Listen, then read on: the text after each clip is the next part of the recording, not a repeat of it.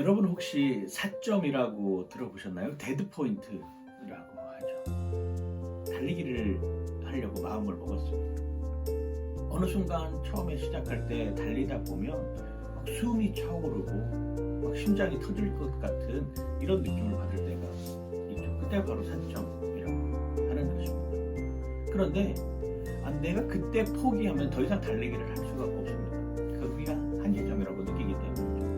그런데 계속 그 사점을 향해서 달려가면서 꾸준히 반복적으로 지속적으로 그걸 뛰어넘으려고 하면 어느 순간 그 사점이 넘어서는 순간, 그때부터는 희열의 삶을 살아갈 수 있습니다. 달리기가 이렇게 즐거운 것인지 깨닫게 되는 것이죠. 러너스 하이가 되는 것입니다. 말 그대로 뛰는 사람들이 그 사점을 통해서 사점을 뛰어넘어서 진정한 기쁨, 달리는 것에 대한 진정한 기쁨을 맛보는 상황이죠. 모세는 이스라엘 백성들에게 이야기를 하면서 마지막 자신의 혼신의 힘을 다 쏟아놓고 있습니다. 이스라엘 백성들에게 경고하는 내용이 무엇입니까? 야, 너희들 젖과 꿀이 흐르는 가나안 땅에 들어갈 거야. 그런데 그때 조심해.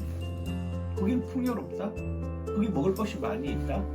거기 너희들이 생활할 수 있는 충분한 여건이 있다.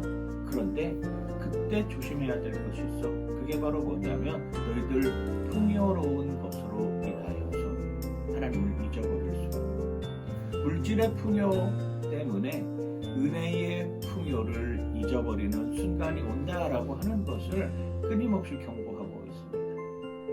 그래서 강하고 담대하라라고 이야기를 하고 있는 것이죠. 모세는 이미 인간이 가지고 있는 속성들을 알았다라고 하는 것입니다. 인간은 부해지면 부해질수록 하나님에게서 점점 멀어진다고 하는 사실을 말입니다. 그래서 그 노래를 만들어서 이스라엘 백성들에게 전해주고 싶었던 것이죠. 잊어버리는 순간이 오면 그 노래를 읊조리면서 그 노래를 부르면서 다시금 내가 그런 모습으로 변해가고 있구나. 다시 하나님께 돌아가야 되겠다라고 마음먹게 하기 위해서 말입니다. 인간의 풍요는 하나님을 떠나는 사점이 되었습니다. 데드 포인트가 되어버렸다. 거기에 안주하고 머무르는 순간 하나님의 은혜의 풍성함은 잊어버린 채 말입니다. 그 사점을 지나면 영원한 하나님과 동행할 수 있는 여건이 우리에게 있다라고 하는 것을 우리는 기억해야 합니다.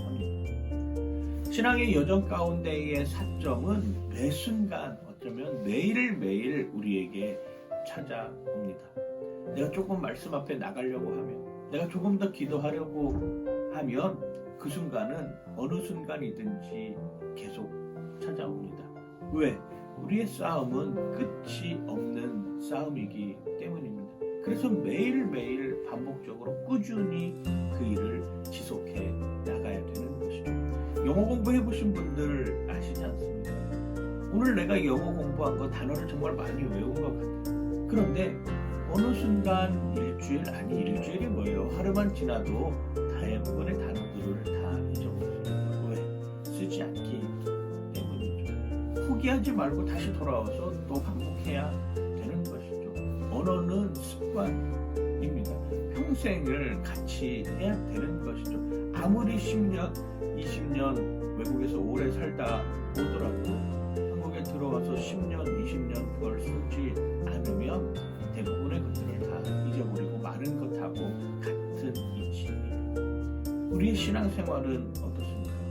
눈에 보이는 것 같지 않습니다. 뭔가 이루어지는 것 같지 않습니다.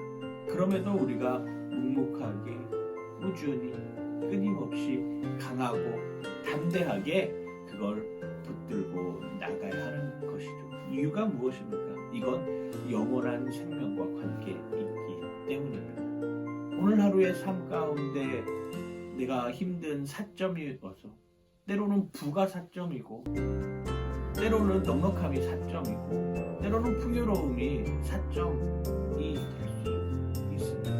그런데 그걸 넘어서는 순간 그 부요함, 그 풍요로움, 그 넉넉함을 통해서 하나님께 영광 돌리겠습니다라고 생각하는 그 순간 하나님께 영원히 기뻐할 줄 아는 삶의 모습으로 나타나는 것입니다. 여러분, 오늘 하루의 삶 가운데 그런 모습으로 승리하시길 주님의 이름으로 간절히 축원하고 축복합니다. 파이팅!